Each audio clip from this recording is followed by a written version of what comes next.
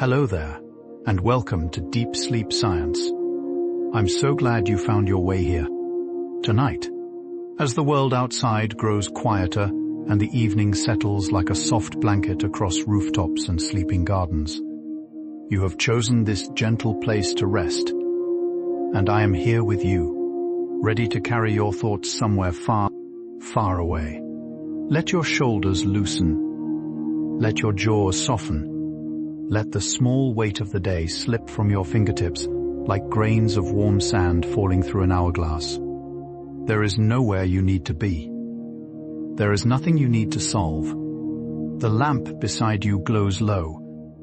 The room breathes around you. The pillow beneath your head is cool and kind, and your body is already beginning to sink, slowly, gently, into the deep and welcoming hush of sleep.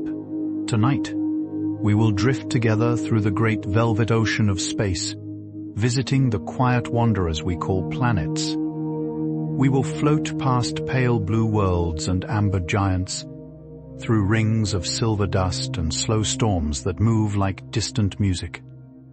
We will listen to the whispers of Mercury, the veiled silence of Venus, the red hush of Mars, and the solemn hum of far, far Neptune. Nothing will rush. Nothing will startle. Every fact will arrive like a feather landing softly on still water. If you find comfort here, and if this gentle journey helps you drift into the sweetest of dreams, a quiet tap on the like button and a soft subscribe would mean the world to our little corner of the night. It helps other tired souls find this place of rest.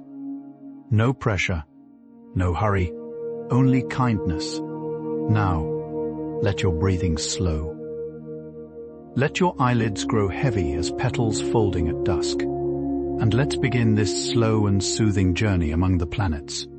Imagine, for a moment, that your bed is a small, silent vessel drifting upward through the soft ceiling of the evening. The walls dissolve into mist. The roof melts into stars. And you, wrapped warm in your blankets, rise gently above the sleeping world, carried by a breeze that smells faintly of cool night air and distant rain. Below you, the earth becomes a glowing pearl. Above you, the dark sea of space opens like an endless lullaby. And out there, patient and shining, the planets wait. Let us visit them now, one by one, slowly, softly, beginning with the smallest and closest of them all. Our gentle journey begins at Mercury, the smallest wanderer in our sun's soft family. Picture a little world no bigger than a pebble held in the palm of the sky, turning slowly beneath the great golden eye of our star. Mercury is a quiet place, bathed in warm light by day and cooled by velvet shadow by night. Its surface is grey and silvery, dimpled with ancient craters that look like footprints left by sleeping giants long ago. No wind moves across its plains. No rain has ever fallen there.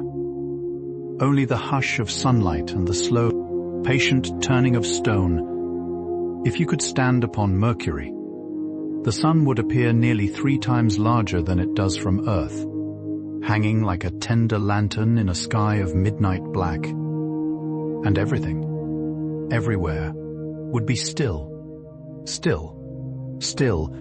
A single day on Mercury is a slow and dreaming thing. While our Earth spins once in 24 quick hours, Mercury takes nearly 59 of our days to turn just once upon its axis. Imagine a sunrise that lingers for weeks, a golden dawn unrolling across the quiet plains like a long ribbon of honey. The light creeps gently over crater rims, filling shadowed valleys with warm amber glow, touching each grey stone as softly as a mother tucking in a child. And then, just as slowly, the sun begins to set, painting the horizon in shades of rose and ember. Night follows, long and cool and wrapped in silence. a silence so deep that even the stars seem to hold their breath. Mercury sleeps in long rhythms, and tonight you may sleep along with it.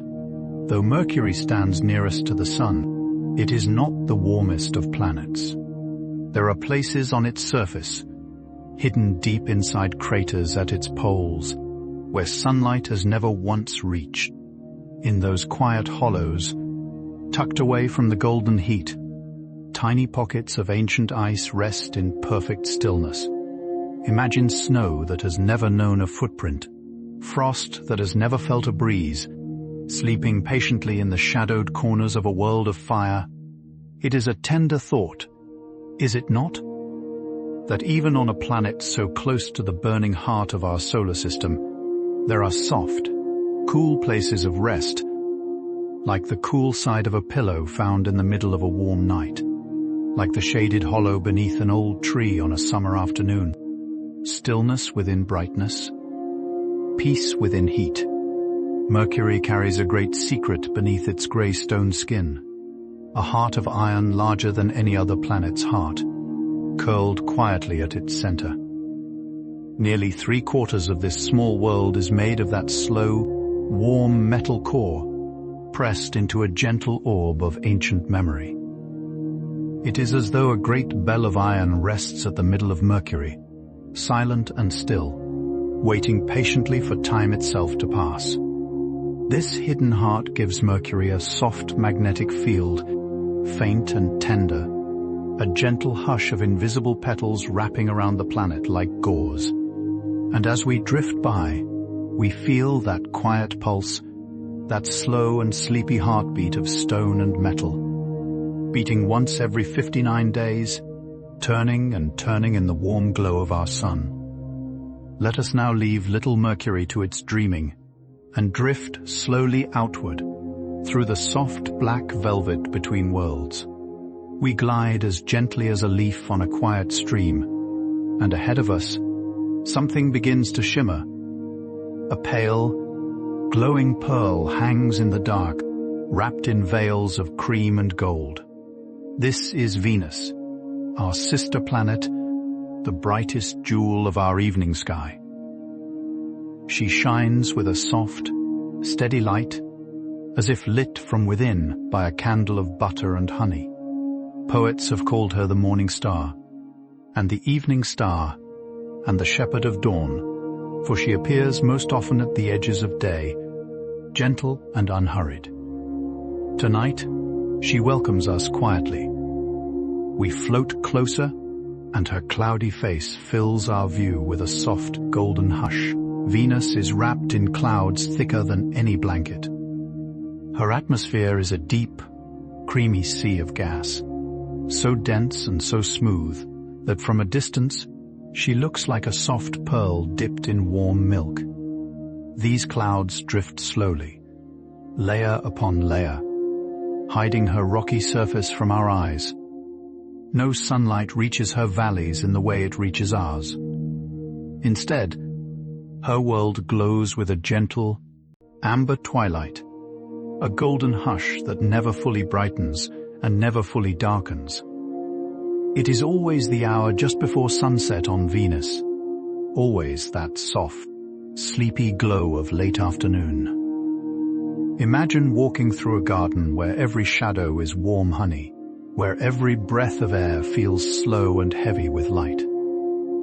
That is the eternal evening of Venus, drifting on beneath her cloud veil, quiet and patient and old. Here is a gentle oddity. On Venus, the sun rises in the west and sets in the east. She spins the opposite way from most of her sisters, turning slowly backward beneath her golden clouds. And she turns so slowly, that a single day on Venus lasts longer than her entire year. Imagine a sunrise that takes months to unfold, a slow bloom of pale gold along a horizon you can barely see through the soft mist. Imagine the sun creeping across the sky like a warm coin pushed by a patient hand, taking almost 8 of our Earth months to travel from one edge of the heavens to the other. Venus is a planet of long patience, of lingering light and unhurried time. She teaches us, simply, to slow down. Beneath her creamy clouds, Venus hides a landscape both ancient and strange. There are mountains there taller than anything we have on Earth, and wide plains of old, cooled lava, smooth as polished stone. There are two great highlands, like sleeping continents in a sea of rock, and valleys carved by slow rivers of flowing stone long since hardened. Everything is still now. Everything rests. Her surface is the color of warm toast, of amber, of late autumn leaves, and it glows softly under the golden sky. No wind rustles there. No ocean laps ashore. Only the great, slow quiet of a world that has finished its work and gone to sleep. And as we drift above her clouds, we feel that quiet too. Settling into our bones like warm cocoa on a cold evening, Venus has no moon. She drifts alone through space, her golden clouds her only companion. And yet she does not seem lonely. There is a kind of contented stillness about her, the peace of one who is quite at home with herself. She glows with her own light, reflected softly from the sun, and she needs no lantern in the dark. Think of her as you drift tonight, a soft pearl spinning slowly beneath her veil of gold, patient and whole and deeply at rest. Sometimes we too, in our quiet moments, find that stillness, that gentle feeling of being enough, just as we are, wrapped in our own quiet light. Venus knows this feeling well. She has practiced it for billions of years, and she shares it with us now. Softly, as we float past her shining face. Farewell for now, dear Venus. We turn our gentle vessel homeward, drifting slowly toward the warm blue marble we know so well.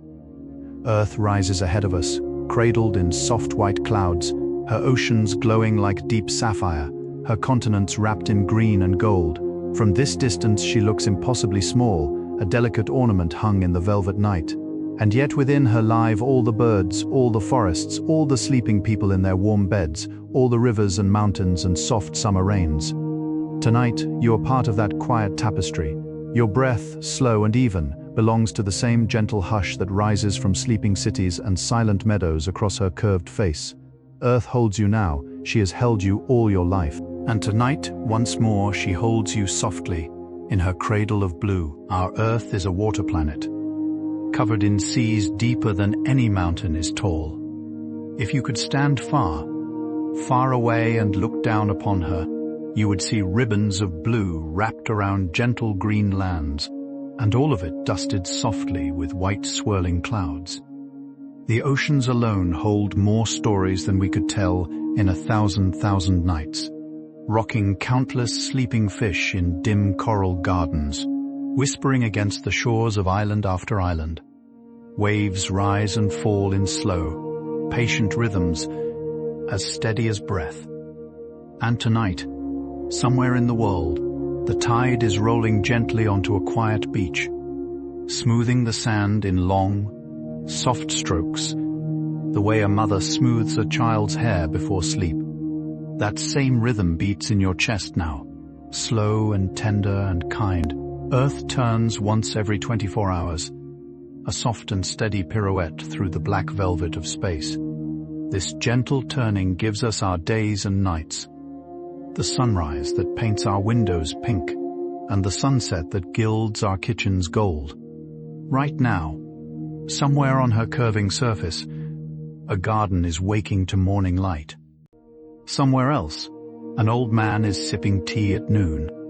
And here, where you rest, it is time for the long, soft hush of night.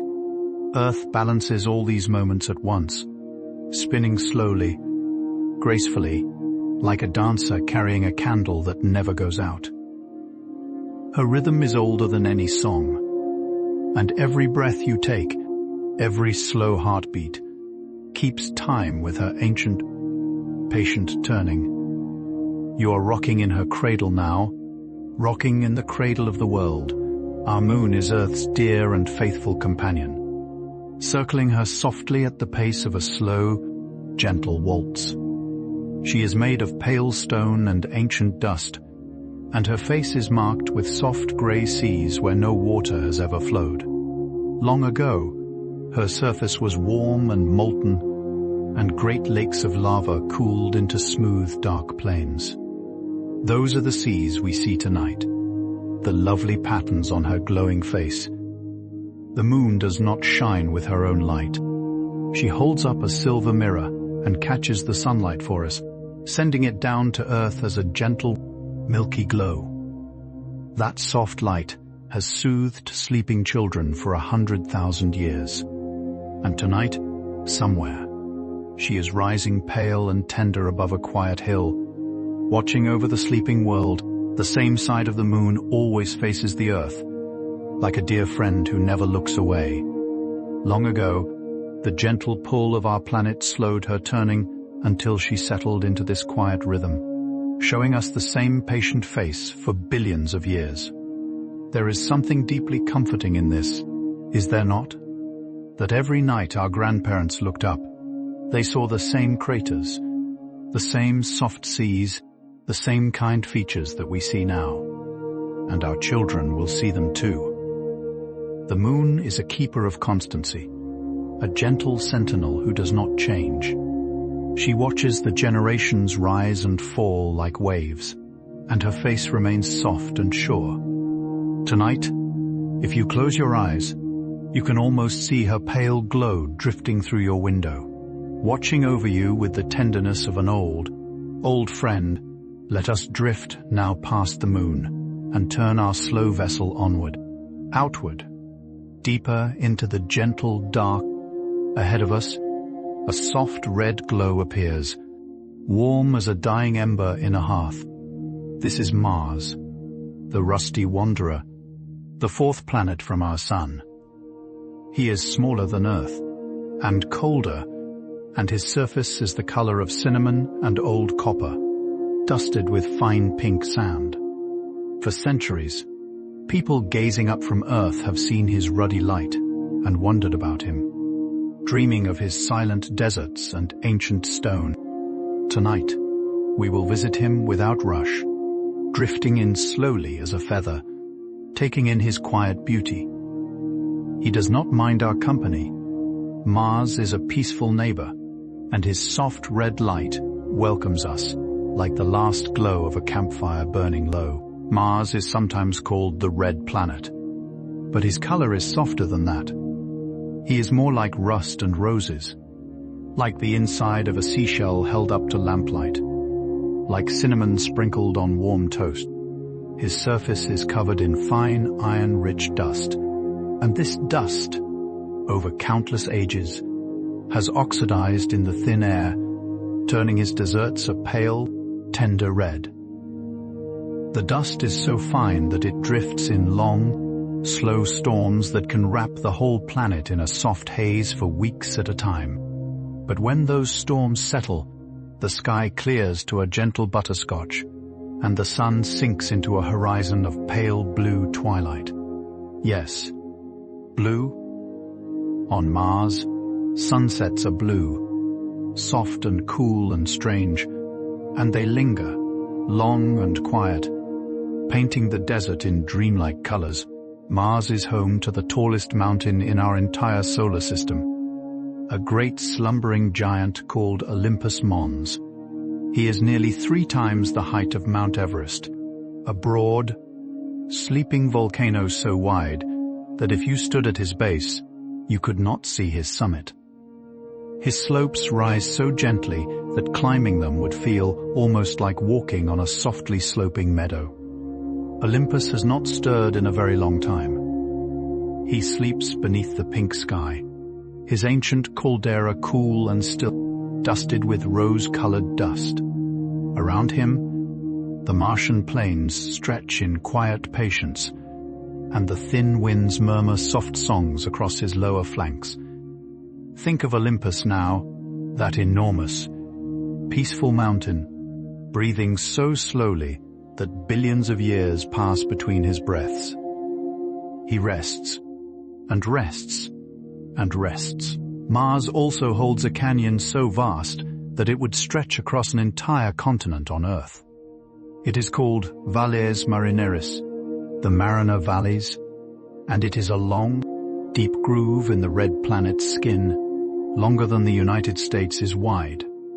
Its cliffs rise in soft terraced shelves, glowing in the pale amber light, and at its bottom, ancient layers of rock tell stories of a wetter, warmer Mars long, long ago. Today, the canyon lies dry and quiet, carved in rose and dun. Slow winds move through it like the sighs of a sleeping child. Dust drifts gently across its floor.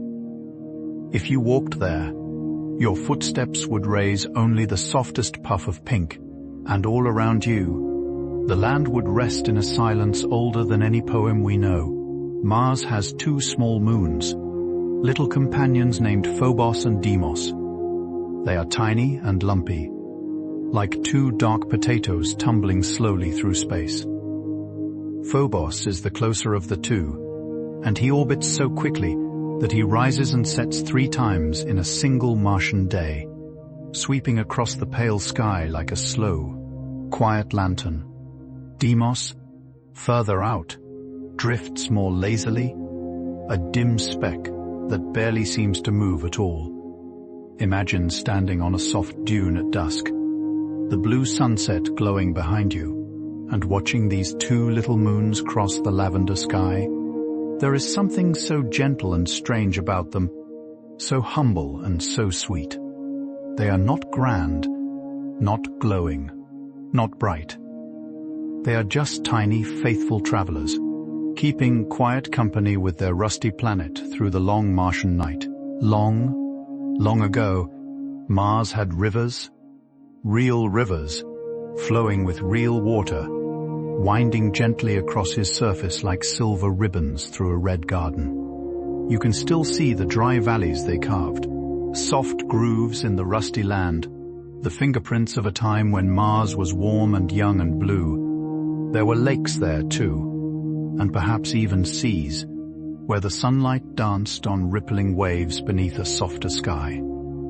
All of that rests now, buried in pink dust and deep patience.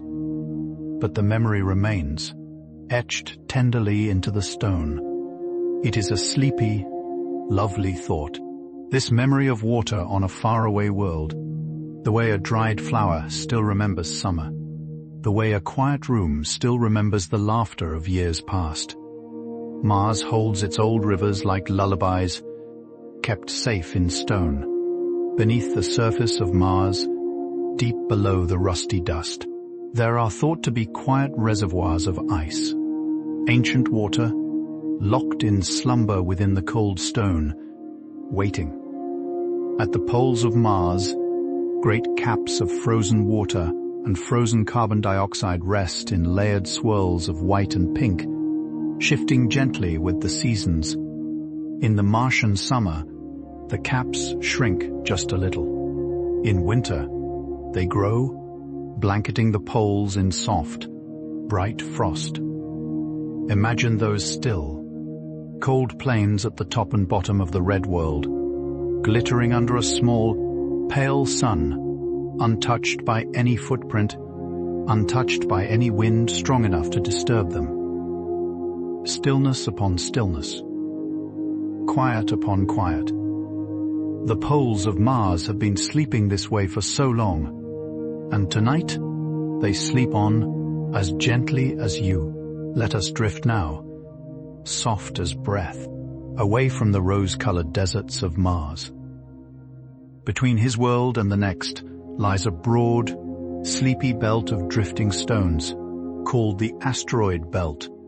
It is not crowded, as some pictures might suggest. Rather, it is a vast, quiet garden, with little grey stones spaced far, far apart, each one tumbling slowly through the dark. Some are tiny, the size of a pebble. Others are as big as small countries. And they all orbit together, moving in the same gentle, patient direction, like fish in a slow, dreaming stream. The largest among them is called Ceres, and she is so round and so stately that we now call her a dwarf planet. She holds court in the quiet garden, a grey lady drifting among her stones. Ceres is a lovely, humble world. Though she is only about the size of Texas, she carries herself with the calm dignity of something much greater. Her surface is a soft, dusty grey, dotted with craters, and in some of those craters, there are pale, bright spots that glow faintly when the sunlight touches them.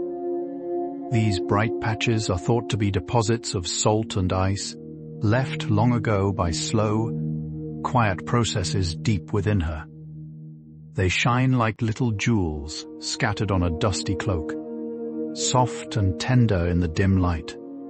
Ceres moves slowly through the asteroid belt, taking almost 5 Earth years to complete a single trip around our sun. She is in no hurry. She has nowhere to be but here, drifting among her stone companions, shining softly in the vast, sleepy dark.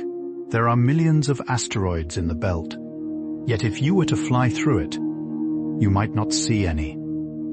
The space between them is so wide and so empty that they are like distant lighthouses at sea, blinking quietly across vast stretches of silent water.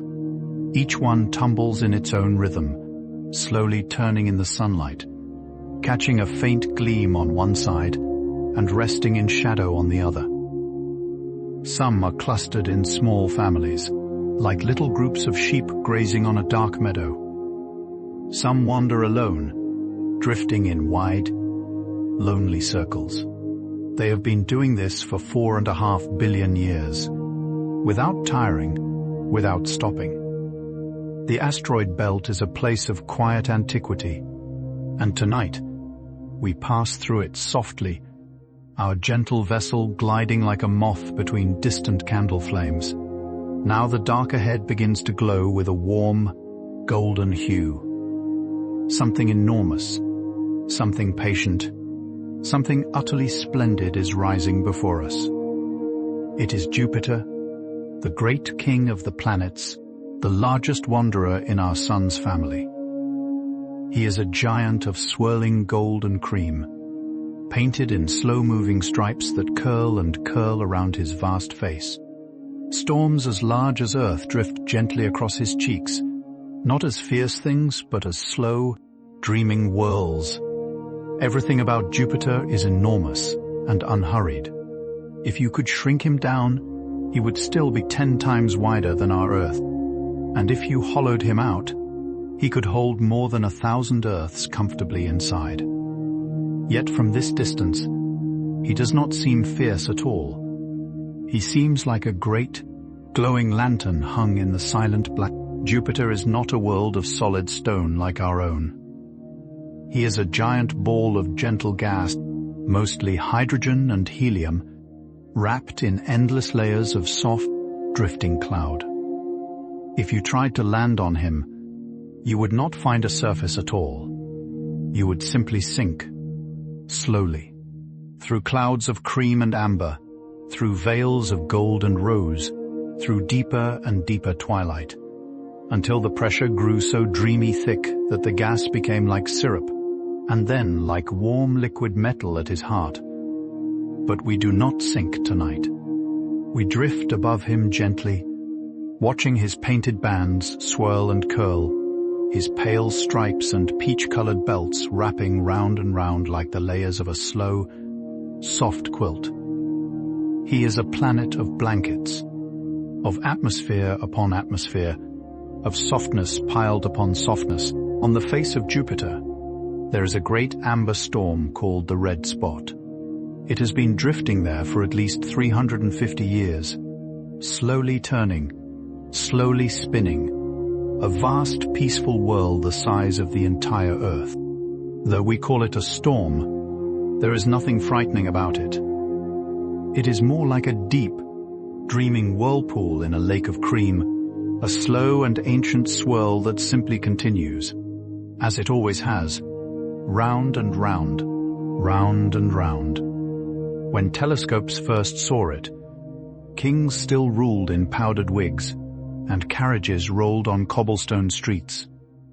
The red spot has seen it all, and it simply keeps turning, gentle and tireless. As you listen now, imagine that slow, warm spiral, and let your thoughts turn with it, softly, softly, into the hush of sleep. Jupiter spins faster than any other planet, finishing a full turn in just under 10 hours. Yet because he is so vast, so cloud-soft, so enormous, his spinning does not feel quick at all. It looks stately, like a great ship turning slowly on a calm sea. This quick turning stretches his clouds into those lovely stripes we see, pulling them into long ribbons of peach and pearl, russet and gold. At his poles, the clouds arrange themselves into lovely patterns, clusters of swirling storms that gather in neat, tender rosettes, as if painted there by a careful, dreaming hand. He is a tapestry, this great planet, a living, turning mural of impossibly slow art, and we float before him, hushed with wonder, watching his beauty pass like the pages of a picture book opening one by one. Jupiter is surrounded by a great family of moons, dozens and dozens of them, from tiny captured pebbles to worlds as large as small planets. 4 of them shine most brightly, and they are called the Galilean moons after the astronomer who first saw them 400 years ago through a little wooden telescope. Their names are Io, Europa, Ganymede, and Callisto, and each is a small world of its own, with its own soft story. Tonight we will visit them gently, one by one, the way a traveler visits old friends.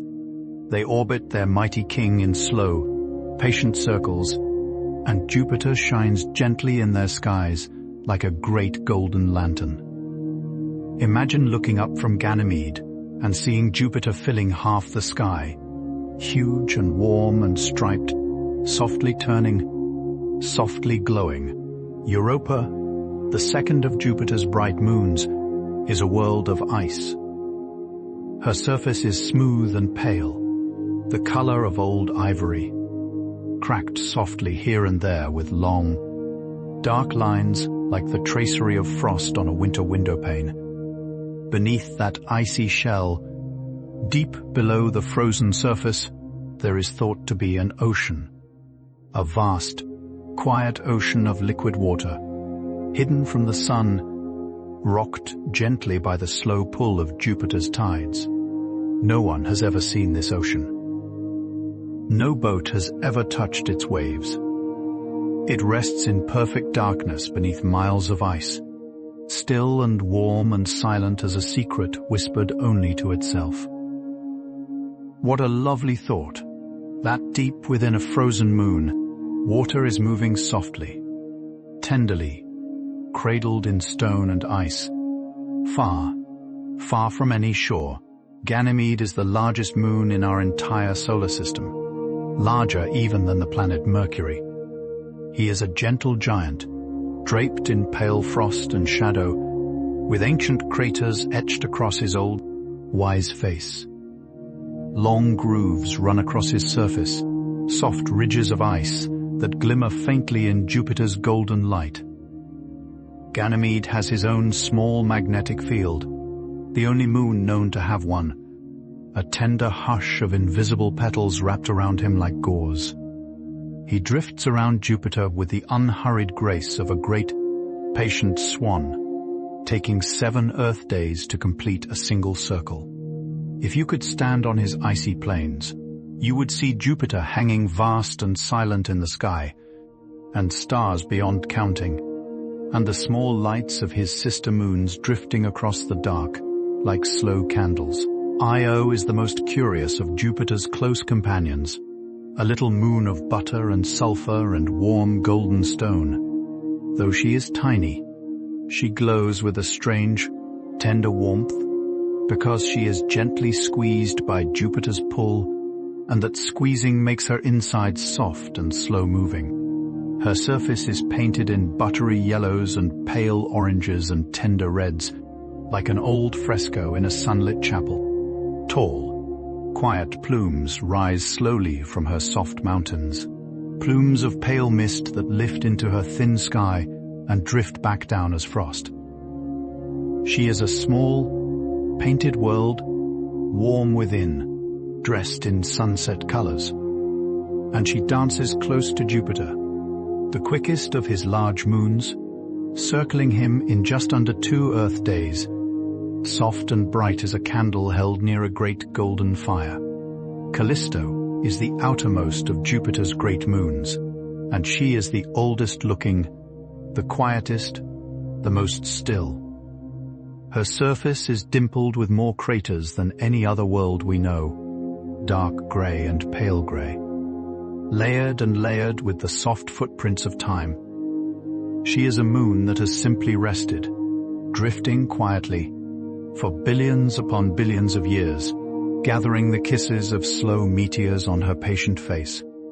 There are no storms on Callisto, no warm heart beneath her crust, no hurrying or changing. She simply orbits, slow and dignified, 17 Earth days to circle her golden king. Tonight, as you drift along with us, think of Callisto, that faithful old moon, and let some of her patience settle into you. There is no need to hurry.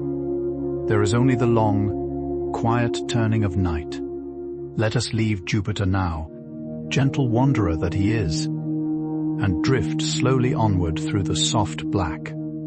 Ahead of us, something glimmers, something shines with a pale, butter gold glow, and something is wearing a very great hat of light.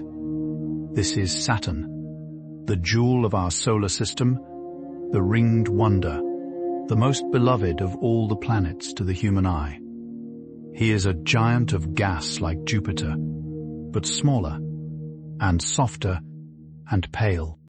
His body is the color of cream and pale honey, painted in gentle bands.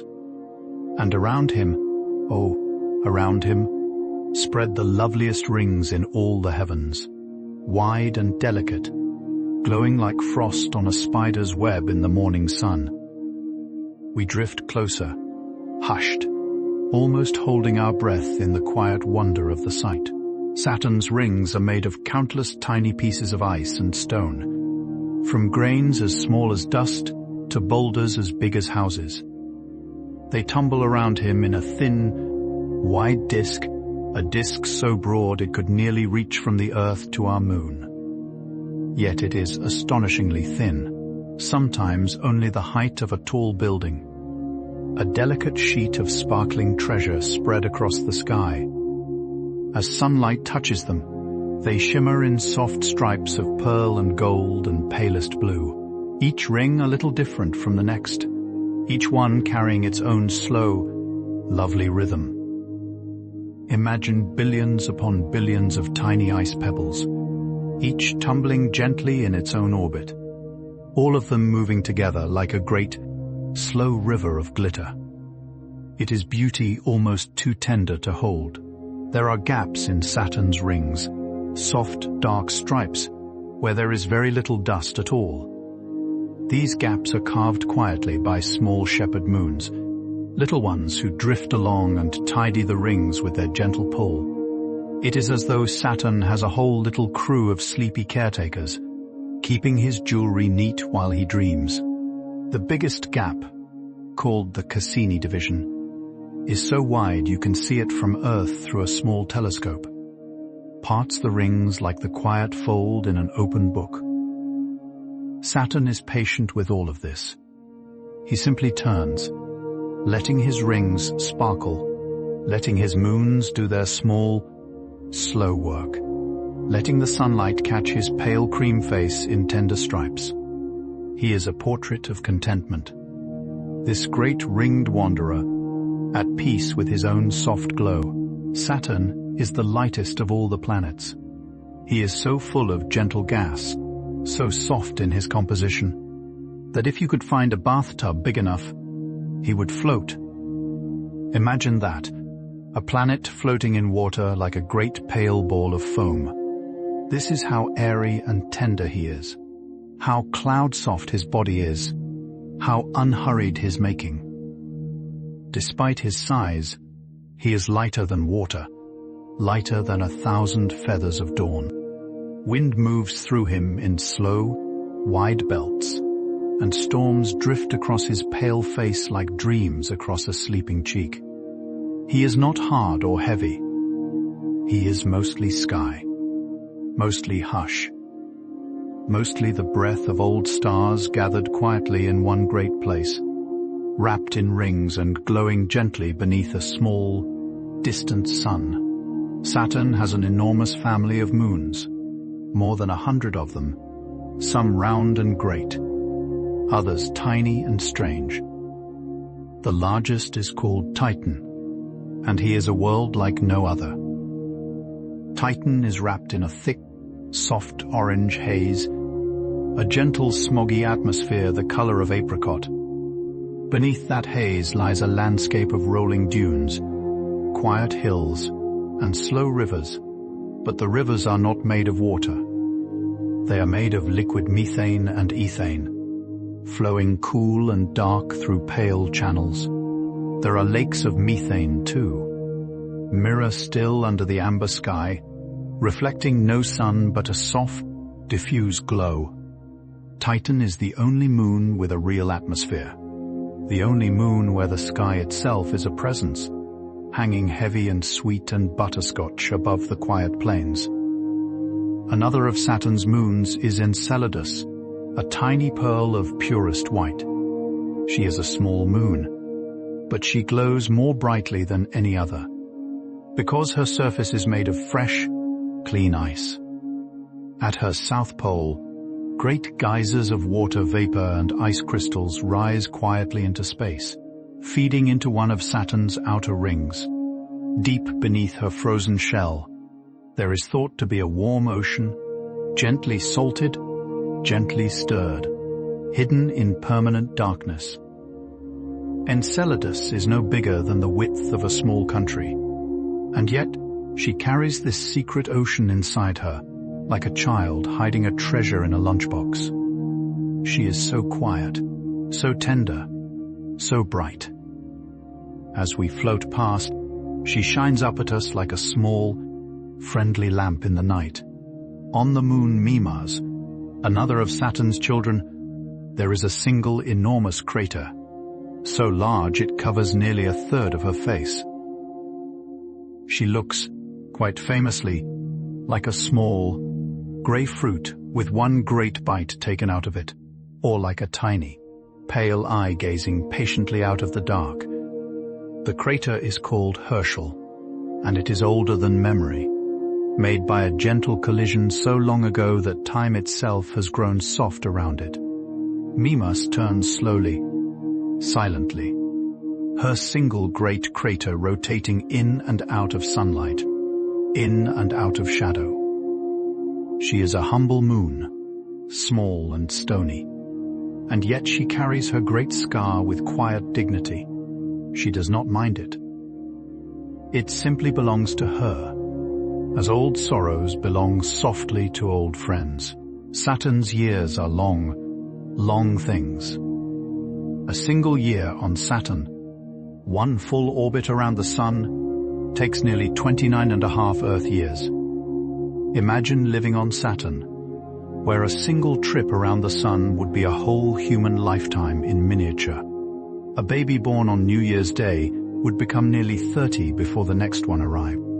The seasons there would be slow changes, each one unfolding across more than 7 Earth years. 7 summers of our life, strung together to equal a single Saturn summer. There is something soothing about this, is there not? That somewhere in our solar system, time runs gently, And years are not hurried. Let your breath slow with Saturn's slow seasons now. Let the night feel long and safe, as his summers are long and safe. From Saturn, let us drift onward, into deeper, cooler space, toward a world of pale blue-green color. The sun is much smaller now, a little golden coin in the distance, and the dark has grown richer, softer, deeper. Ahead of us, glowing gently like a round, polished gem, floats Uranus, the seventh wanderer from the sun. He is a soft, tranquil world of ice and cloud, the color of a winter morning sky just before dawn. He is smaller than Jupiter and Saturn, yet still 4 times as wide as Earth. He turns quietly in his far orbit, and he wears his own thin rings, delicate and pale, like a second necklace of pearl. We approach him slowly, gently, as we would approach a sleeping cat curled on a windowsill. Uranus is one of the ice giants, a planet whose deep interior is made of slushy, slowly flowing ices of water, methane, and ammonia, wrapped in a thick atmosphere of hydrogen. It is methane in his upper clouds that gives him his gentle sea glass color, that lovely pale blue-green that so soothes the eye. He looks like a polished marble of peppermint, or the inside of a certain kind of seashell, or a quiet lagoon seen from above at dusk. He does not have the bright stripes of Jupiter or the pale bands of Saturn. His face is smoother, softer, more evenly painted, as though he has been gently brushed with watercolor and left to dry. There is something deeply restful about that uniform calm, that gentle, unvarying blue-green, stretching on and on around his sleeping sphere. Uranus has a very unusual way of turning. While most planets spin somewhat upright, like tops on a table, Uranus lies tipped over on his side. He rolls through his orbit like a gentle barrel, his poles pointing roughly toward the sun rather than up and down. This gives him very strange seasons so long they seem almost eternal. At some points in his orbit, one of his poles faces the sun for over 20 Earth years of unbroken day, while the other rests in 20 years of quiet twilight. Yet even this strangeness is not harsh. It is simply another kind of slow, patient rhythm, a different kind of music played on the same old, beloved instrument of time. He rolls, and his long, still seasons turn as softly as tides. Uranus has many moons named not for Greek gods, but for characters from the plays of Shakespeare and the poems of Alexander Pope. Miranda, Ariel, Umbriel, Titania, and Oberon are among his largest. They drift around him in a tilted dance, matching his sideways tilt, moving in gentle circles above and below his pale cloud tops. Miranda is a small, strange moon, with cliffs that rise sharp and quiet, and patchwork patterns on her surface that look like quilts stitched together by a dreaming hand. Titania, the largest, is a pale grey world with gentle valleys and soft ridges. Each moon whispers a line from its namesake play, quietly, to itself as it drifts on through the cold dark. There is poetry in this small Shakespearean family, and in the long, slow dance they perform in the pale blue-green light. The rings of Uranus are very different from Saturn's bright bands. His are thin, dark, narrow circles, almost like fine threads drawn lightly around him in dark ink. They are made of chunks of dusky stone and dark ice, and they do not sparkle.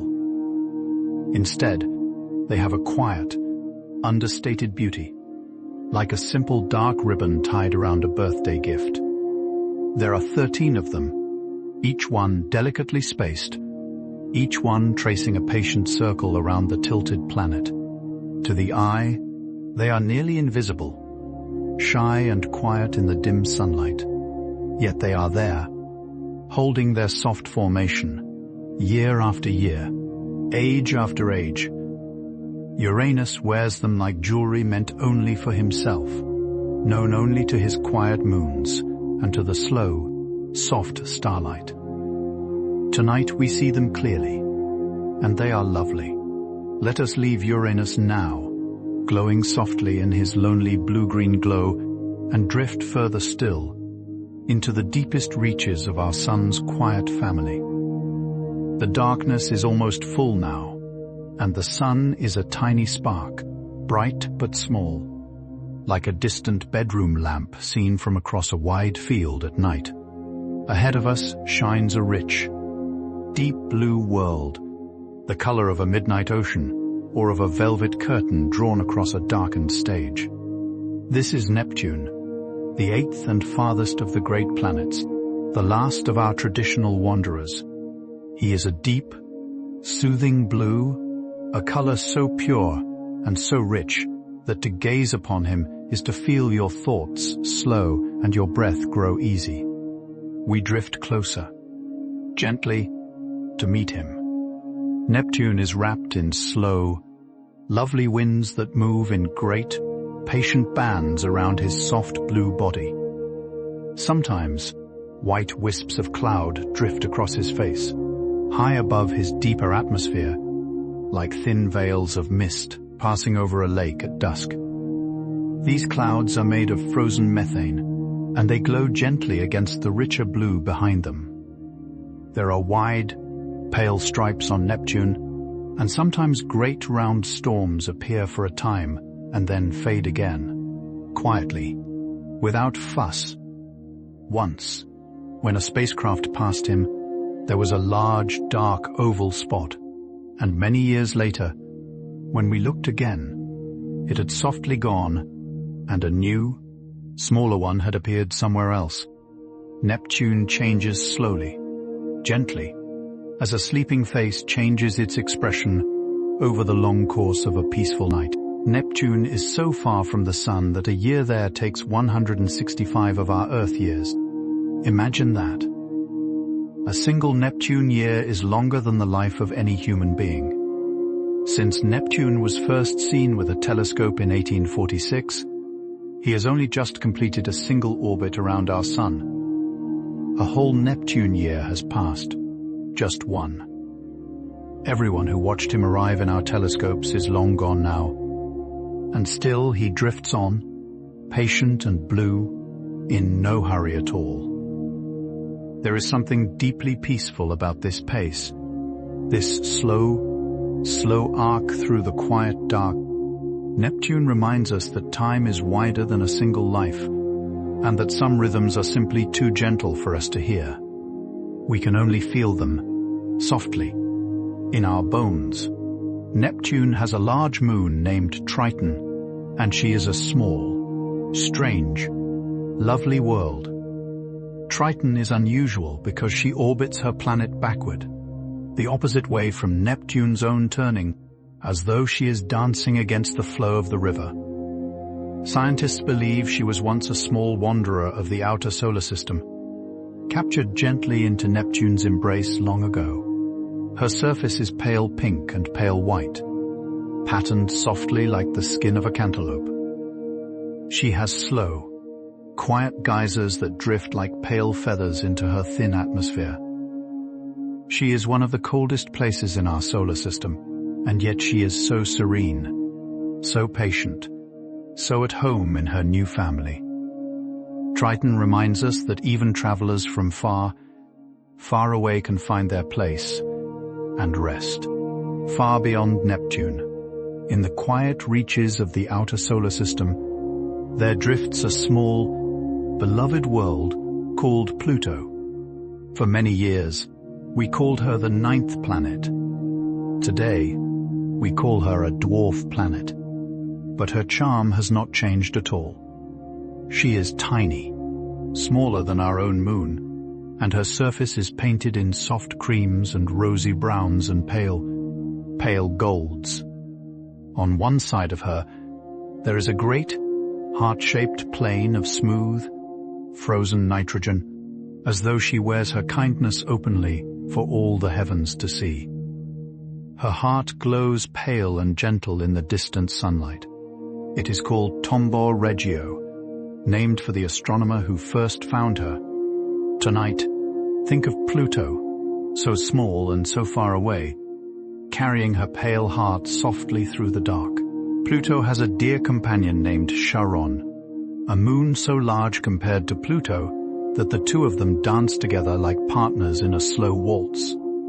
Instead of one orbiting around the other, they circle a point of balance between them, each tugging the other in a patient, tender embrace. They are tidally locked, always showing each other the same face, the way two old friends might sit across a table, never once looking away. Charon's surface is grey and rose, with a deep red cap at her northern pole, like a warm little hat pulled on against the cold. Pluto and Charon turn together, slow and gentle, through the far. Quiet, dark, they are never apart. They are never alone. They simply hold each other in orbit, forever, through the long, long patience of deep space. Out beyond Pluto lies a great, soft region called the Kuiper Belt, a wide ring of icy little worlds drifting quietly in the outer reaches of our sun's family. It is like a distant, frozen orchard where countless small, pale fruits hang in the dark, each one a tiny world of its own. Some are lumpy and grey. Some are round and rose-colored. Some glow faintly with ancient ices of methane and nitrogen. They move slowly, so slowly that a single orbit around the sun can take hundreds of Earth years. Among them are other dwarf planets with lovely names, such as Haumea, Makemake, and Eris, small siblings of Pluto, each one unique. Together, they form a gentle, slow-moving neighborhood of icy wanderers, drifting peacefully through the hush of the distant cold. Haumea is one of the most unusual of these small wanderers.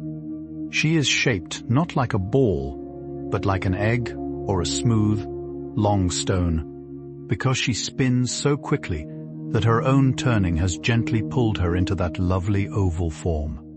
She is pale and bright, her surface covered in water ice, and she has two tiny moons that drift around her with soft names, Hiaka and Namaka. She even has a faint, delicate ring of her own, the first ring ever found on a small, far-off world.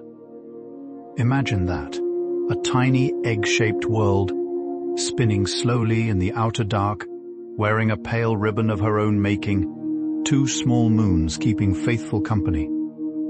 Haumea is a portrait of quiet individuality, a reminder that beauty comes in many shapes, even among the farthest wanderers. Makemake is another dwarf planet of the Kuiper Belt, named after a creator god from the soft traditions of Rapa Nui, the island we also call Easter Island. She glows a warm, reddish color, with a surface of frozen methane that occasionally catches a little sunlight and gleams faintly in the dark. She has one small moon, nicknamed affectionately the name of a tiny shadow companion. She takes more than 300 Earth years to complete a single orbit around our sun. 300 years. Think of that. A sleepy generation after sleepy generation of people would come and go before Makemake completed a single trip around her distant, tiny sun. She drifts on, calm and steady, unconcerned with our hurried little hours, content with her long rounds through the cold. Eris is perhaps the most distant of the known dwarf planets, and she is roughly the same size as Pluto, a pale twin drifting far in the outer dark. Her name comes from an old Greek word for strife, but there is nothing stormy about her at all. She is quiet, bright, and serene, wrapped in a thin frost of frozen gases that gleam like snow on a windless morning. She has a single tiny moon named Dysnomia, who keeps gentle company beside her. Eris takes over 500 Earth years to orbit the Sun once. She moves so slowly, so patiently, that the motion is almost imperceptible. And yet she moves. She always moves.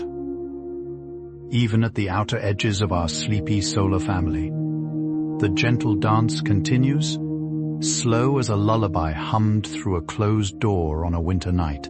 Farther still, beyond the Kuiper belt, lies a place almost too vast to imagine. It is called the Oort cloud, a great, soft shell of icy bodies that wraps all the way around our sun at enormous distances. It is the quietest place in our solar family, darker than dark, slower than slow. Trillions of tiny, gentle comets rest there, each one a small, sleeping snowball wrapped in the faintest whisper of dust. Some of them drift so slowly that a single orbit takes millions of years. They are almost still. They are almost dreams. Occasionally, a passing star gives one a gentle nudge, and it begins a long, slow fall toward the inner solar system, where, many thousands of years later, it will become a bright comet for someone on Earth to see on a quiet night. Let us drift inward now, back through the Kuiper belt, back past quiet Neptune, back toward the warmer worlds at the heart of our solar family.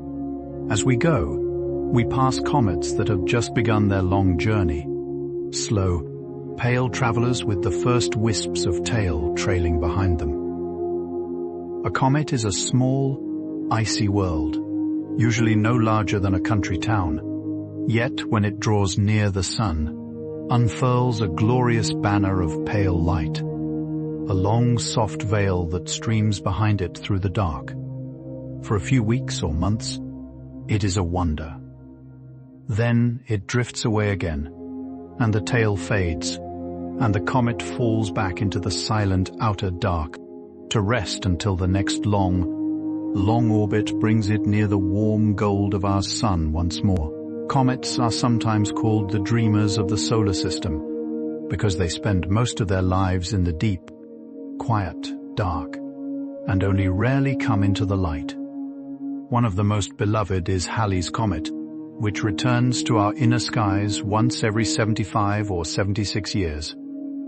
Grandparents who saw it as children may live to see it again as grandparents themselves, and then pass the memory to their own grandchildren, who will see it another lifetime later. It has been counted among the heavens since ancient times, painted on old tapestries and written about in old, brittle books. It drifts on faithfully, pale and quiet, visiting us when it is ready, and then slipping away again into the peaceful dark. A patient wanderer, a gentle ghost of ice, a soft, soft dream. Now let us think again of our own dear Earth, our warm and quiet home, as we drift through her neighborhood. From space, her oceans glow in soft shades of sapphire and turquoise. Her deserts gleam in warm gold, her forests spread in countless greens, and her cities twinkle at night like scattered embers. She is wrapped in a thin layer of air, a gentle envelope of blue and white that holds every breath we have ever taken. If Earth were an apple, our atmosphere would be thinner than the apple's skin, a delicate, tender layer that has somehow cradled life for billions of years. Every bird, every whale, every sleeping child tonight breathes this same soft air. It is the one great gift we all share. Every living thing together, nestled inside the thinnest, gentlest of blankets. The air of Earth carries sound, and because of that, we hear the whispers of wind in leaves, the soft rolling of waves, the purring of a cat, the voice of a loved one at the end of the day. Sound is a traveler that needs air to move through. On other planets, where the air is thinner or different, sounds would be strange and muffled, or else not heard at all. On our own moon, There is no air, and so no sound.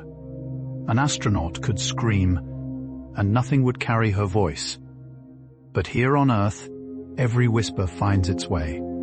Every lullaby finds an ear. Every soft breath finds the night. Listen now to the quiet of your room. That gentle hush is a gift, carried to you through air that has traveled for ages. Let us now think of the sky as seen from the surface of each planet. On Earth, of course, our sky is blue by day and black by night, rich with stars. On Mars, as we said, the sky is butterscotch by day and blue at sunset, a perfect reversal of our own. On Venus, the sky is a perpetual amber-gold twilight beneath her clouds. On Uranus and Neptune, the sky is a deep, slow blue, rich as sapphire. On the Moon, the sky is always black, even when the sun is up, because there is no air to scatter the light. And on Mercury, the sky is always black and starry, while a great golden sun blazes quietly overhead. Each world has its own sky, its own gentle palette, painted on the great soft canvas of the heavens. All the planets, even the mightiest, orbit our gentle sun. And the sun, that warm golden lantern at the heart of our family, is itself a star, one of countless stars in the great, slow galaxy we call the Milky Way. Our galaxy is a spiral of soft, glowing light, turning so slowly that a single orbit takes 250 million years. Our sun, carrying all of us, the planets and their moons and their comets, is traveling around the galactic center even now, at a speed we cannot feel because it is so smooth. Together, in one great, beautiful swirl, we drift through the dark. And the galaxy itself drifts among other galaxies, in patterns too vast to picture, too gentle to hurry, as quiet and ancient as time itself.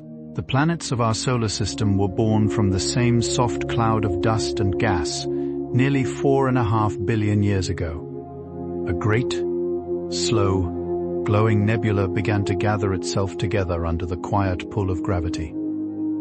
At its center, a young sun kindled and began to shine. Around it, the remaining dust formed a thin, spinning disk, and in that disk, small grains began to clump together, and small clumps grew into pebbles, and pebbles into boulders, and boulders into whole worlds. It was a long, patient process, unhurried, tender, each planet taking shape slowly, as a sculpture might emerge gradually from clay. We are all, truly, children of the same soft nebula. The iron in your blood, the calcium in your bones, the gold in a ring. All were born in old, gentle stars, the inner planets, Mercury, Venus, Earth, and Mars are the rocky ones, the small, firm worlds close to the sun. The outer planets, Jupiter and Saturn and Uranus and Neptune, are the giants, huge and gaseous and icy. This neat arrangement is thought to have come about because near the sun, lighter gases were gently blown away by the young sun's warmth, while farther out, in the cold reaches, those same gases settled and stayed. And so the family arranged itself, small and stony near the hearth, large and cloudy in the outer rooms, each wanderer finding its own gentle place. Even now, they keep those places faithfully. Each orbit is a long, long path, drawn softly in the dark. Each planet turns patiently, in the spot it was given, without complaint, without hurry, without end. On Mercury, a single year, one orbit around the Sun, takes only 88 Earth days. She is the quickest of the wanderers, circling closest to our star. If you lived on Mercury, you would celebrate a birthday every 88 days, and children would grow older in a sort of accelerated dance. On Venus, a year is a bit longer, 225 Earth days. On Earth, of course, 365. On Mars, nearly 687. The outer worlds move more slowly still. Jupiter takes almost 12 of our years to circle the Sun. Saturn, 29. Uranus, 84. Neptune, 165. Each planet has its own soft rhythm, its own calendar of patience. And all these rhythms together make a kind of silent music, a lullaby older than any we could sing. Some planets lean gently on their sides, while others stand nearly upright. Earth tilts at a tender angle, about 23.5 degrees, and this soft tilt is what gives us our seasons. When one part of our planet leans toward the Sun, warms into summer, and when it leans away, it cools into winter. It is this gentle leaning that brings us spring blossoms and autumn leaves, warm August evenings and still January nights. Without this tilt, every day of the year would feel much the same, and we would have no harvest moons, no snow days, no first warm breeze of May. Our year would be flatter, kinder in some ways, duller in others. The seasons are a gift of that small, soft tilt, a gift of the angle at which Earth dreams. Mars also has a gentle tilt, very similar to our own, and so he too has seasons. Martian spring brings soft changes in his polar ice caps, and Martian summer thins them to their smallest. Martian autumn breathes quiet frost across his dusty plains, and Martian winter thickens his white caps once again. Each season on Mars lasts nearly twice as long as our own, because his year is nearly twice as long. Imagine walking across the red sands in Martian spring, watching the small sun rise pale in a butterscotch sky, feeling the thin, cool air and the faint whisper of dust beneath your boots. The seasons there are slow, slow dreams, each one unfolding like a long, soft song. And all around you, the red deserts rest in patience, waiting for the next gentle change. Jupiter has barely any tilt at all. He stands nearly straight, his axis pointing almost perfectly perpendicular to his orbit. And so Jupiter has no real seasons. His year is 12 Earth years long, but each part of that year feels much like every other.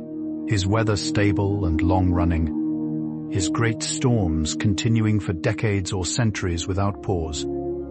His red spot has drifted for hundreds of years. His cloud bands have stayed faithful to their patterns for generations. There is a great, quiet constancy about Jupiter, a feeling that he has settled into his patterns and is content to keep them forever. He is not a planet of change. He is a planet of long, slow fidelity, turning and turning in his gentle rhythms, as steady as an old grandfather clock with a very soft tick. Saturn, in contrast, has a noticeable tilt, and so his rings appear to change as he moves through his long year.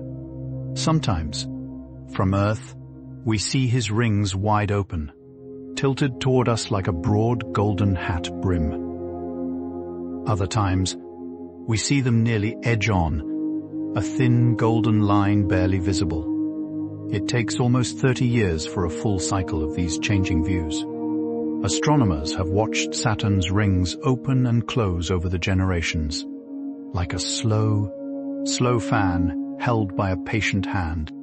Tonight, somewhere on Earth, someone is looking through a telescope at Saturn and smiling softly at the angle of his rings. And Saturn, far out in the cold dark, shines gently back, uncaring of our watching, simply turning, simply tilting, simply being the lovely thing he is. Uranus is the most tilted of all, so tipped over that he rolls on his side. This gives him the strangest seasons in the solar system. When one of his poles is pointed toward the sun, that hemisphere has a summer that lasts more than 20 Earth years, with no sunset at all. Meanwhile, the other hemisphere has a long, long night, also more than 20 years. Then, slowly, over decades, the light begins to shift, and the hemispheres begin to trade places. Imagine a summer that lasts longer than a childhood. Imagine a winter that stretches across an entire youth. These long, slow seasons unfold without hurry on the pale blue-green face of Uranus. And yet, as always, there is nothing harsh about them. They are simply slow. They are simply gentle. They are simply long. Neptune's tilt is much like Earth's, and so he too has something like seasons, though each one is enormously long because his year is so long. A single Neptune season lasts more than 40 of our Earth years. 40 years of slow summer, 40 years of slow autumn, slow winter, slow spring. Imagine all your grandparents' lives, all your parents' lives, all of your own, encompassing just a few Neptune seasons.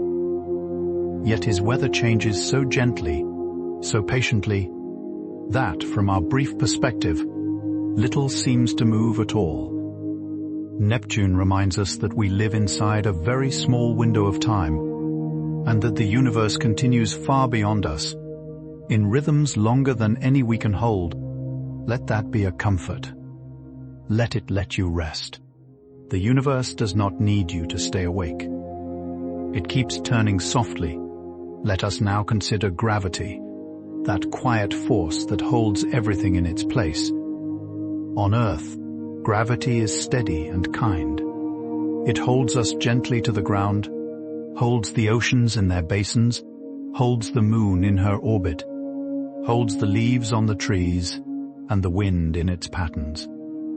Without it, everything would drift. With it, everything settles. On Mercury, gravity is softer, about 1/3 of Earth's. If you weighed 100 pounds here, you would weigh only about 38 there. On the Moon, gravity is even softer, only 1/6 of ours. Astronauts bounced across her grey dust like slow-motion dancers. On Jupiter, gravity is much stronger, and you would feel yourself grow heavy, pressed gently against his imaginary floor. Each world has its own soft grip, its own tender pull. Because different planets have different gravities. Imagine how a raindrop might fall on each. On Mars, with his gentle gravity, raindrops, if he had any, would fall slowly, almost lazily, drifting down like feathers. On Earth, rain falls quickly, tapping windows in steady patterns.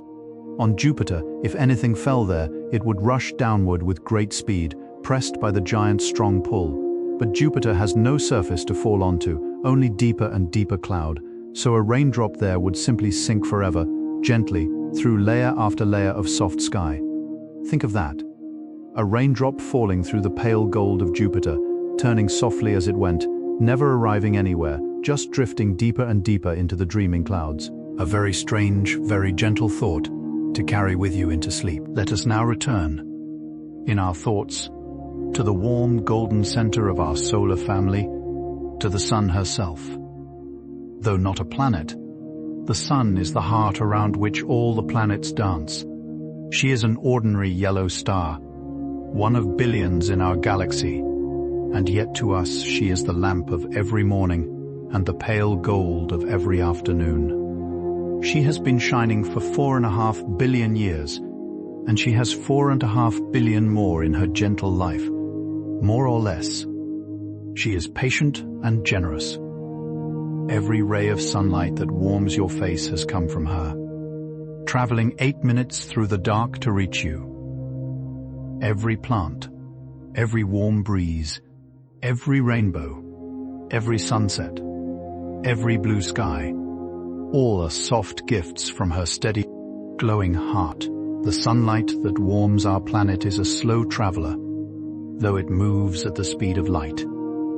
It takes about 8 minutes and 20 seconds for a beam of sunlight to reach the Earth. That means the sunlight touching your window at dawn left the sun more than 8 minutes before. In a way, we see the sun as she was a little while ago, not as she is at this exact moment. Farther planets see even older sunlight. At Neptune, sunlight arrives 4 hours after leaving the sun. Every ray of light is a soft, slow postcard, written earlier and arriving later, carrying a gentle message of warmth across the dark.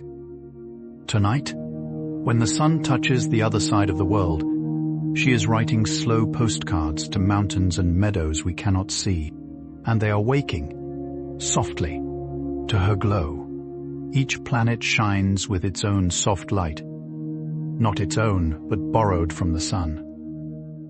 The pale glow of Venus in our evening sky, the ruddy ember of Mars, the steady golden gleam of Jupiter, the quiet sparkle of Saturn, all are soft reflections of sunlight, returning to us after a long journey through the dark. When you look up at a planet at night, you are seeing sunlight that has left the sun, traveled to that planet, bounced from its clouds or its dust, and traveled all the way to your eye. What a tender, patient little story in every glimmer.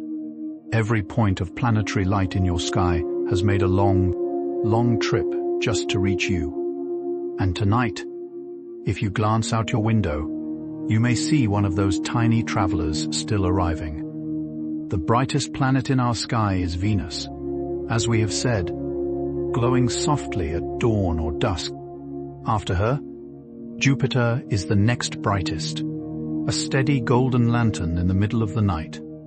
Saturn shines more softly, pale and cream, with a gentle honey glow. Mars is unmistakable, a small, warm ember of rose-red light. Mercury, being so close to the sun, is harder to see, glimpsed only briefly near sunrise or sunset, a shy traveler ducking in and out of the twilight.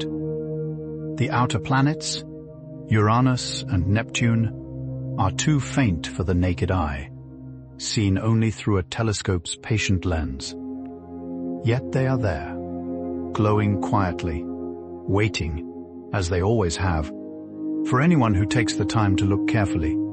Tonight, somewhere, a child is doing just that, wrapped in a quiet coat, long ago. The ancient peoples of many lands named the planets they could see. Romans gave us the names we use most often today. Mercury, named for the swift messenger of the gods, because he moved quickly across the sky.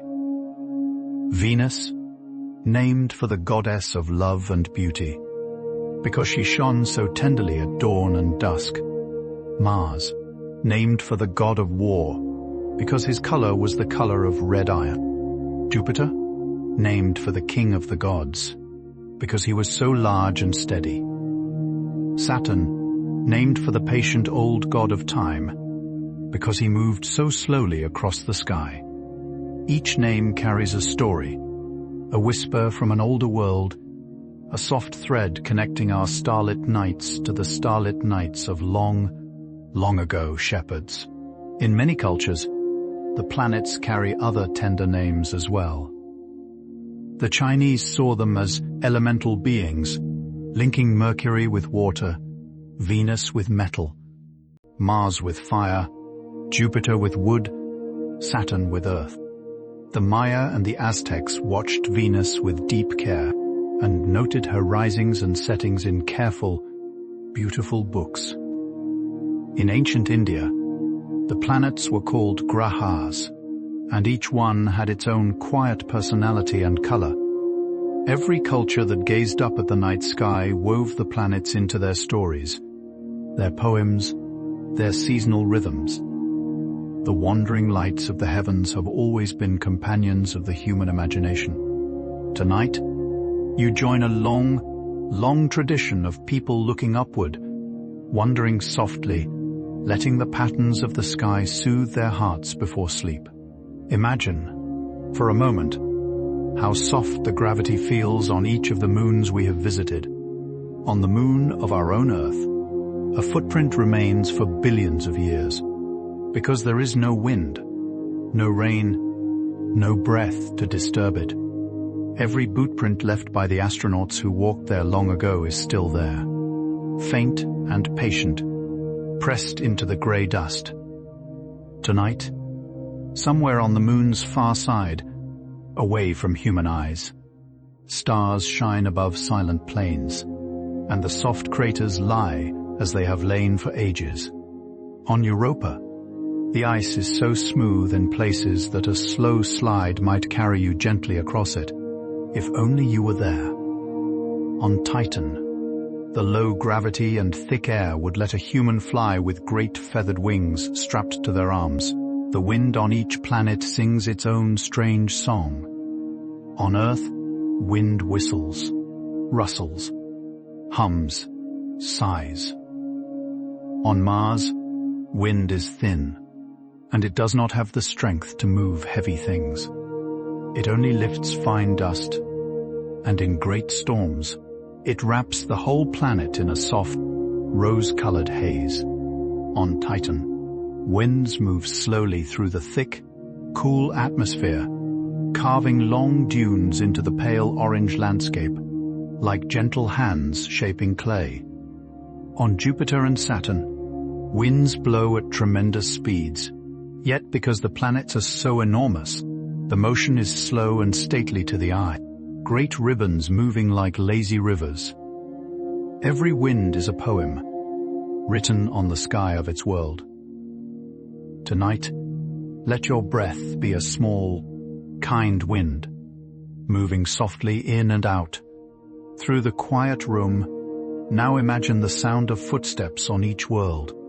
On Mars, your boots would crunch in soft dust, a muffled whisper in the thin air, easily lost. On Venus, you would hardly hear anything at all, because the air is so dense it would carry sound strangely, low and slow, like a voice underwater. On Mercury, with no air, there would be no sound at all, only the faint inner beat of your own heart. On Titan, you might hear a gentle sloshing if you passed near a methane lake, cool and soft and faintly sweet, like distant rain. Each step on each world would tell its own story.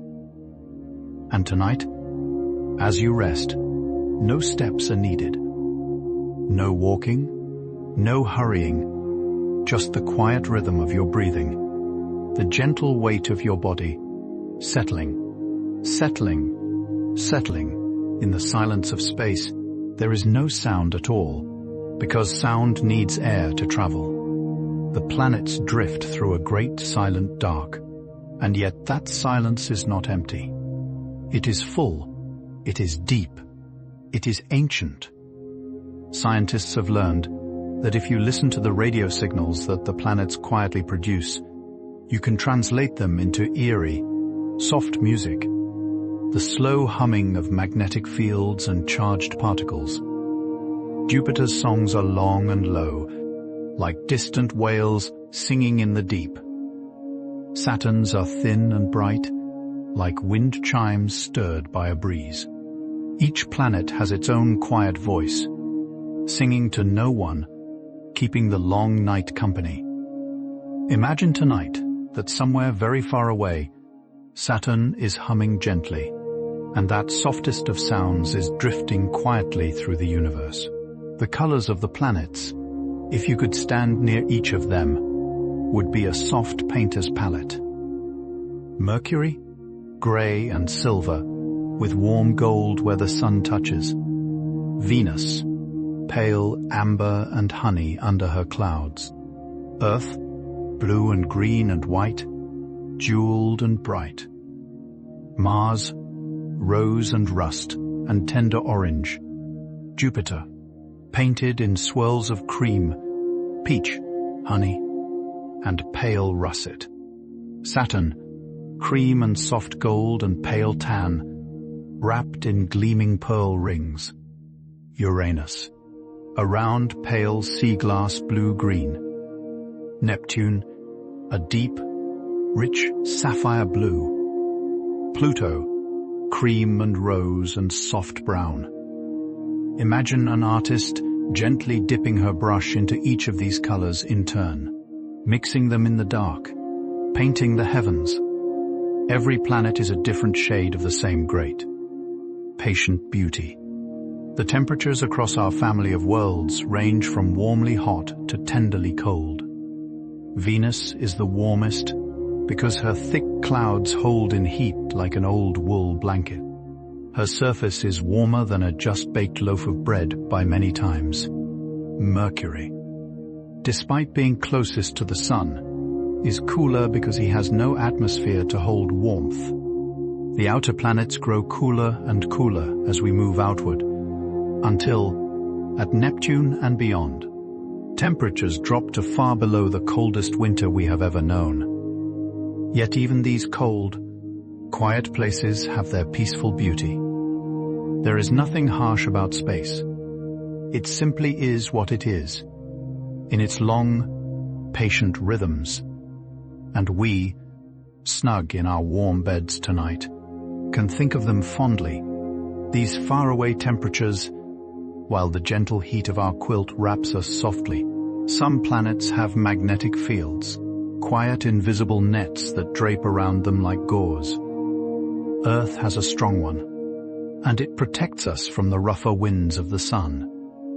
It is also what pulls a compass needle gently to the north. Jupiter has the strongest magnetic field of all the planets, so large that if we could see it, it would appear in our sky bigger than the full moon. Saturn too has a lovely field, and Uranus and Neptune have fields that are tilted oddly, like halos set askew on their gentle heads. These magnetic fields are the reason we sometimes see the northern lights, the aurora, shimmering soft green and rose across our own dark skies. Other planets have their own quiet auroras too, glowing dimly at their poles in the long night. Earth's aurora, the northern and southern lights, are among the most tender sights in our skies. When the sun's gentle wind of particles reaches our planet, it slides along the invisible pathways of our magnetic field and glows softly where it meets our upper atmosphere. The lights drift in slow ribbons and curtains, pale green, sometimes rose, sometimes violet, swaying across the night like silk in a gentle breeze. Imagine standing in a cold, quiet country, wrapped in a warm coat, watching those ribbons of color drift silently overhead. The snow glimmers beneath them, the stars shine between them. There is no sound, only slow light dancing across the black. Jupiter and Saturn have auroras too, of course, and Uranus and Neptune, each world with its own soft light show, written on the dome of its sky. The moons of our solar system together tell as many stories as the planets they circle. Earth has one, calm and pale. Mars has two tiny companions, Phobos and Deimos. Jupiter and Saturn have more than 100 each. Uranus has nearly 30, and Neptune 14 or so. Pluto has 5, including large Charon. Even the dwarf planet Haumea has 2. The moons come in every shape and size, smooth and lumpy, icy and rocky, tiny and great. Some are newer, some are very, very old. Some were born with their planets, spun out of the same soft disk of dust. Others were captured later, little wanderers pulled gently into orbit. Each one carries its own quiet story.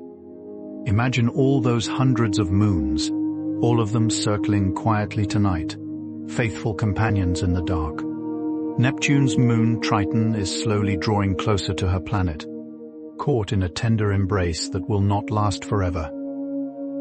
In a very long time, she may come so close that Neptune's gentle pull will pull her apart, and she will become a ring around her blue host, a soft pale band much like Saturn's. This will take millions upon millions of years, long after we and our children and our children's children have drifted into quiet memory. Triton will still be spiraling slowly inward. And then, one far-off day, she will blossom into a ring, and Neptune will wear a pale halo of her ice and stone. It is a sleepy, patient thought, this slow future of the outer solar system. Everything changes. Everything drifts. Yet everything does so gently that it never seems to be changing at all. There are worlds beyond our sun's family too. Thousands of them, called exoplanets, circling other stars. Some are giants like Jupiter, some are rocky like Earth. Some are water worlds, covered entirely in oceans. Some are diamond worlds, made of crystallized carbon deep within. Some are rogue planets, wandering alone through the dark, having slipped free of any star long ago. They drift through the galaxy in silent, endless night, never knowing sunrise. And yet, far from being lonely thoughts, they are soft and gentle thoughts, because they show us how vast and varied and peaceful the universe can be. Somewhere tonight, in another part of our galaxy, a rogue planet is drifting quietly through empty space, perhaps with its own small moon for company, turning and turning in the dreaming dark. Some exoplanets have been found in the gentle, warm regions around their stars, places where water could be liquid and life might, perhaps, one day, be found. These are called habitable zone worlds, soft, golden rings around distant suns where the conditions feel tender and kind. One such planet was named Proxima b, circling the nearest star to our own sun, Proxima Centauri. It is only a little more than 4 light-years away, which is, in galactic terms, as close as a next-door neighbor. We do not know if there is life there. We do not know if its surface is rocky or wet or still. But we know it exists, patient and quiet, in its own small orbit around a small red star. A sleepy sister world, perhaps, waiting in the dark. Let us return home gently now, our slow vessel drifting back through the dark, past the distant wanderers, past the rings of Saturn, past the amber clouds of Jupiter, past the rusty deserts of Mars. Earth rises once more in our gentle view, her oceans glowing, her clouds turning in soft spirals, her night side glimmering with the golden dust of sleeping cities. Somewhere below you, the dawn is breaking pink over a quiet mountain range. Somewhere else, a warm afternoon is unfolding in a green garden. And here, where you lie now, it is nearly the deepest hush of night. The moon has risen and climbed high. The stars have spread across the sky like sugar spilled across dark silk. All is still. All is calm. All is waiting for you to sink, softly, into rest. Think now of how small Earth is in the great scheme of the universe. She is a pale blue dot, a soft pearl in a vast ocean of dark.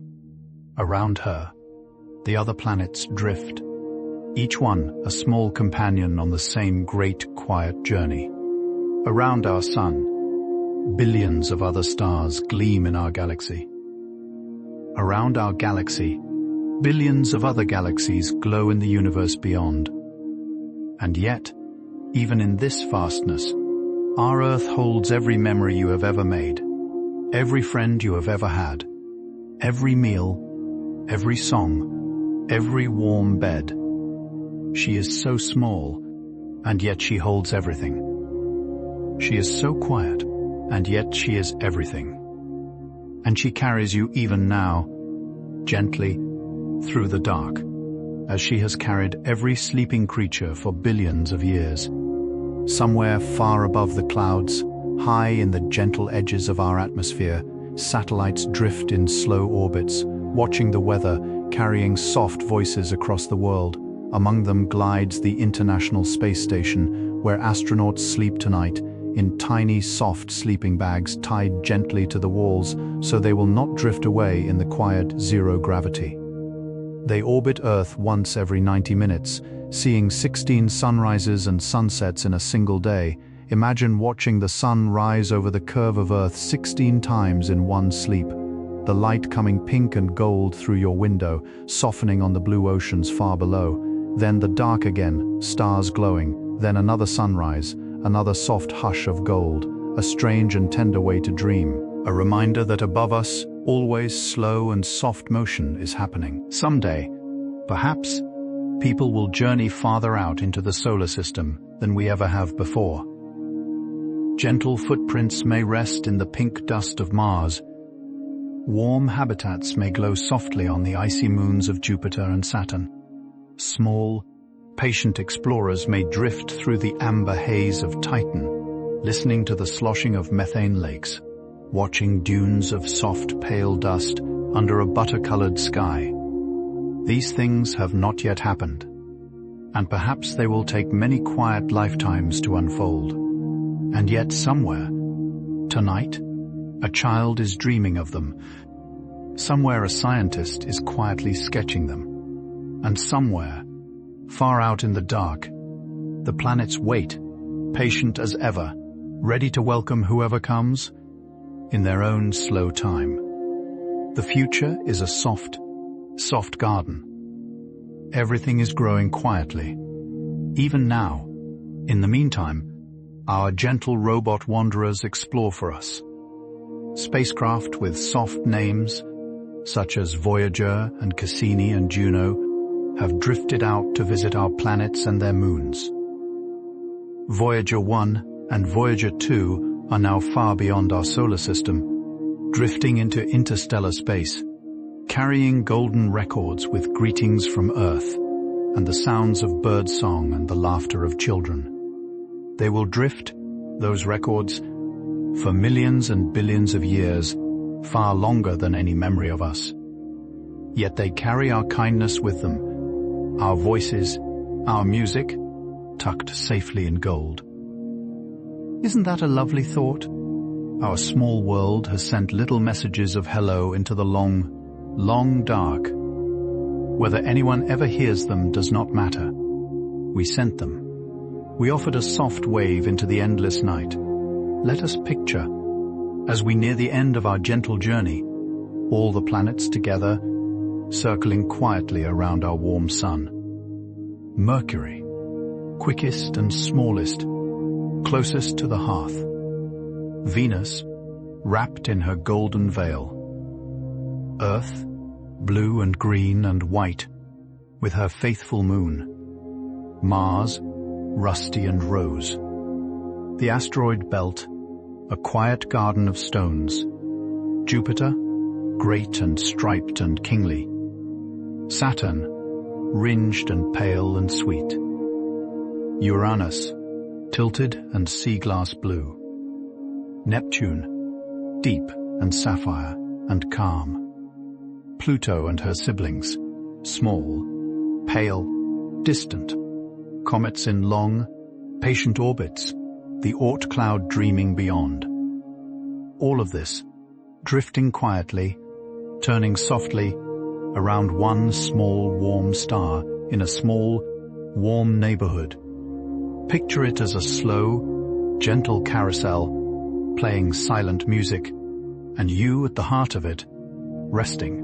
All of this beauty existed long before you, and will continue long after you, and yet tonight, you are a part of it. You are made of the same star stuff that makes the planets.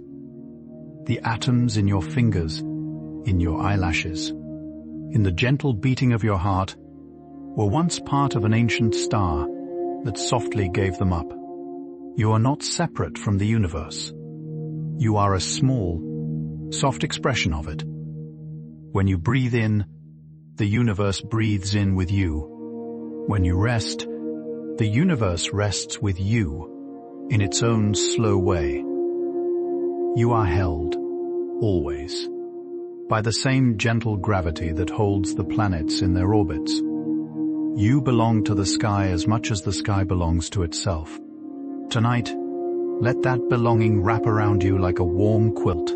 As we come to the end of our slow tour among the planets, let every little story of tonight settle softly somewhere inside you. The slow dawn on Mercury, the golden twilight of Venus, the blue sunsets of Mars, the painted bands of Jupiter, the glittering rings of Saturn, the pale glow of Uranus, the deep blue calm of Neptune, the heart-shaped plain of Pluto, the long, patient orbits, the quiet comets, the sleeping ocean beneath Europa's ice, the great silent songs of the magnetic fields, all of it drifting gently, turning softly, wrapped around you like a great, tender lullaby.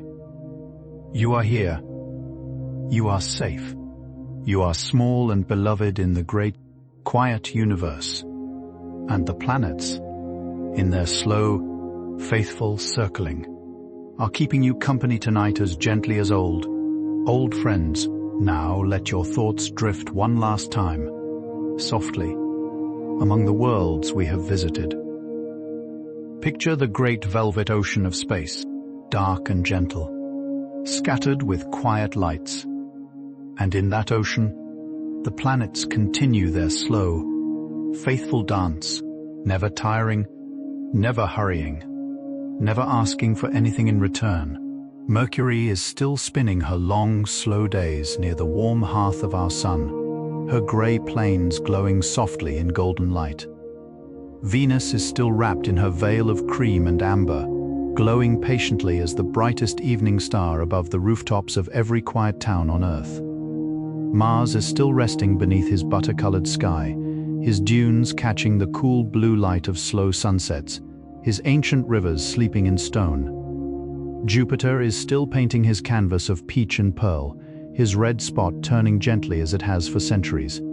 Saturn is still shining with his soft golden glow, his rings spread wide and delicate, his many moons drifting like little candles around him. Uranus is still tipped on his side, rolling slowly through his far blue-green dreams. Neptune is still gleaming, deep and sapphire calm, in the quiet outer dark. And Pluto, far away, still carries her tender, pale heart through the long, long night. All of them, all at once, are moving in their slow, soft rhythms even now, as you listen. Even now, as your breath grows slower. Even now, as your eyelids grow heavier. They are turning in patient orbits, kept faithfully in place by the warm pull of our golden sun. Nothing rushes, nothing strains, nothing falls behind. The universe is in no hurry tonight, and it asks nothing of you but to rest. You are a small, beloved traveler in this great, quiet family. The atoms within you were born in old stars. The breath within you is shared with every living thing on Earth. The very weight of your body is held softly by the same gentle gravity that holds the planets in their long, slow paths. You are part of all of this. You are not apart from it. You're inside it, cradled by it, carried by it. Every single moment, awake or asleep. And so, dear listener, our slow journey comes gently to its quiet end. Thank you for drifting with me tonight, through the soft black sea of space, through the painted skies and silent moons, through the rings and storms and tender deserts of so many distant worlds. It has been a privilege to keep you company while the day softened into night, and the night settled into its deepest hush. Let your body sink. Now, a little deeper into your bed. Let your shoulders melt away the last of any small weight they have carried. Let your jaw soften. Let your hands rest open and easy. Let your breathing grow slow and even, like the long, patient orbits of the planets you have just visited. If this gentle journey has brought you peace, and if you would like to drift off again with us another night, a soft tap on the like button and a quiet subscribe would be the kindest gift. It helps other tired souls find their way to this little shelter of calm, this small, warm place where the world goes silent and sleep is welcome. No hurry, no pressure, only kindness, only when it feels right. Tonight, the planets continue their slow, lovely dance. The sun glows softly somewhere, warming a side of Earth far from yours. The moon, gentle and pale, watches over countless sleeping faces, and you, dear listener, are tucked safely inside it all, held by gravity, held by the night, held by the long, patient kindness of the universe. Let your thoughts grow soft. Let your dreams grow tender. Let yourself drift, slowly, gently, deeper and deeper into sleep. The way a leaf drifts down a quiet stream, the way a feather settles on still water, the way a comet finds its long, slow way home. Wherever you are, whatever this day held, you are safe now. You are warm now. You are loved by the simple fact of being here, breathing, alive beneath the same sky that has held every dreamer who has ever lived. Sleep well. Dear listener, sleep deeply, sleep softly, and let the planets keep watch over you tonight, faithful and quiet, as they always have. Good night and sleep deeply.